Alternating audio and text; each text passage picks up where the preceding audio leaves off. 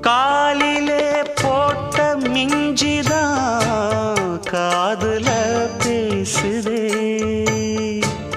கழுத்துல போட்ட தாலிதான் காவியம் பாடுதே. நெத்தி சுட்டியாடும் உச்சந்தலையில் பொட்டு வச்சதா